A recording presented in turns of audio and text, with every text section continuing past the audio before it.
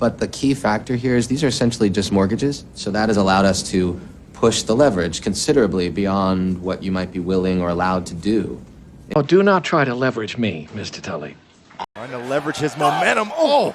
Okay, what if I told you there's one single word that's absolutely key in business, in finance, and even in your day-to-day life? Seriously, it's a word that, once you really get it, it just unlocks a totally new way of thinking. And that word is leverage. So what on earth is leverage, really? I mean, you've probably heard it thrown around all over the place, right? In business meetings, on the news, maybe even when you're just chatting with friends. And it can feel a little confusing because it seems to mean so many different things. But don't worry, we're going to break it all down and make it super simple. You know what? Let's think about the word leverage like it's a secret code. And once you have the key to that code, you'll be able to understand what it means no matter where you hear it. So let's crack this thing. Okay, so at its core, the whole idea is actually super simple. Leverage, whether it's a noun or a verb, is all about using something you've already got to get a way better result, a much bigger advantage than you could have gotten on your own. That's it. And to really get a handle on this, to really understand that code we were talking about, we've got to go back to where it all started. Its original meaning actually comes from physics. And believe it or not, it all begins with a super simple tool. All right, just picture this. You're faced with a giant, super heavy boulder. There's no way you can move it with just your hands, right?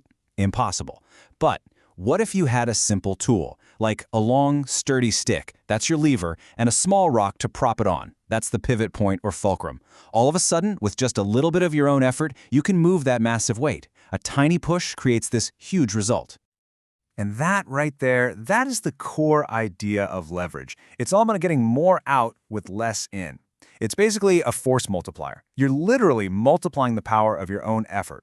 And I want you to hang on to that idea because it's the key to everything else we're going to talk about. Okay, so now let's take that physical idea of multiplying your force and see how it jumps into a completely different universe, the world of business and finance. Because this is where that simple idea becomes a seriously powerful strategy. So in the financial world, leverage just means using borrowed money to make an investment. Think back to that boulder. Your own money? That's your small push. The borrowed money? Well, that's the lever.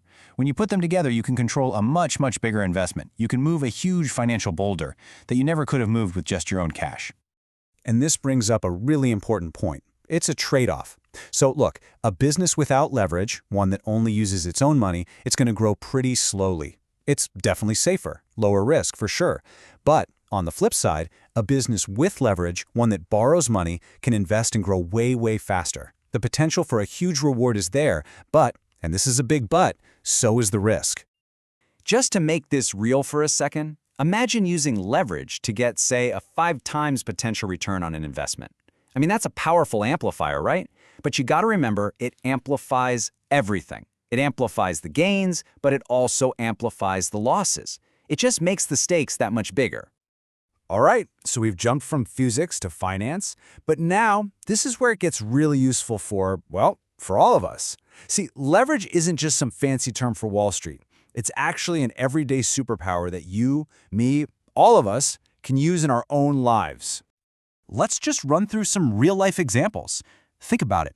You can leverage what you know about a certain subject to become the expert, the go-to person on your team.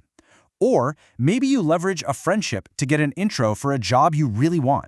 In every one of these cases, your knowledge, your relationships, your experience, those are your levers. They're what you use to get a better outcome. Okay, here's a perfect example sentence. Check this out. So, what's the lever here? Well, it's her fluency in Spanish. And what's the big advantage she gets from it? She builds trust with her new clients.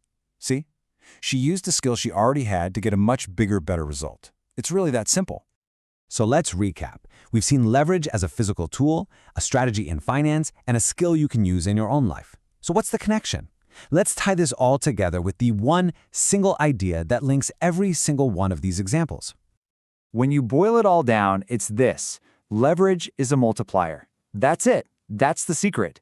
In physics, it multiplies your physical force. In finance, it multiplies your money. And in your personal life, it multiplies the impact of your skills and your connections. It's always about getting more from less. And so that really brings us to the final question, the one for you to think about. Now that you've cracked the code, just take a second. What are the tools, the skills, the relationships that you already have? What's the lever that you can pull to do something amazing? The real question is, where can you find leverage in your life?